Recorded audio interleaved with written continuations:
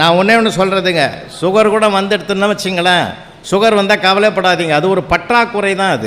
அது நோயே கிடையாது, நோயே கிடையாது சார். இப்போ சுகர் இல்லாத மனுஷனே கிடையாது. ஏன்னா வாக்கிங் போகும்போது கூட பாருங்கள், நிறைய பேர் பேசுவான், நல்லா கவனிங்களேன். உனக்கு என்ன பாயிண்ட்டுன்னு இவன் கேட்பான், அவன் இவனை கேட்பான் உனக்கு என்ன பாயிண்ட்டுன்னு. என்னடா பாயிண்ட் டு பாயிண்ட் பஸ்ஸாடா விட்றீங்கன்னு நாம் நினைப்போம். அது இல்லை, உனக்கு எவ்வளோ சுகர்னு அவன் கேட்குறான், இவனுக்கு இவன் அவனுக்கு அவன் எவ்வளோன்னு கேட்குறான். ஒரு 10% குறைஞ்சி போச்சுறான்னாக்கா அதில் ஒரு சந்தோஷம் அவனுக்கு.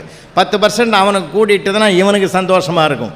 2 சுகர்காரங்க கல்யாண மண்டபத்தில் பாருங்கள் உட்காந்துட்டான்னா சுகரை பற்றி தான் பேசுவானே தவிர இந்த நாடு எந்த பாதையில் போனாலும் அவனுக்கு கவலையே கிடையாது.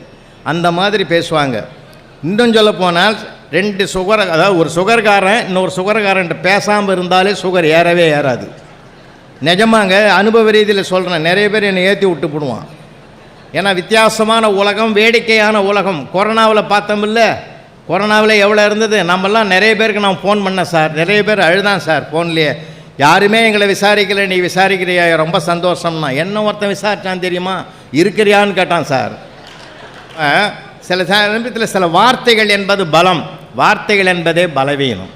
ரெண்டையுமே எல்லாமே நம்ம ஜாக்கிரதையாக பேசணும். அதனால தான் கடவுள் படைத்த அற்புதமான படைப்பிலே மனிதனுக்கு கொடுத்துருக்கிற மிகப்பெரிய வரம், கொடை எது தெரியுமா?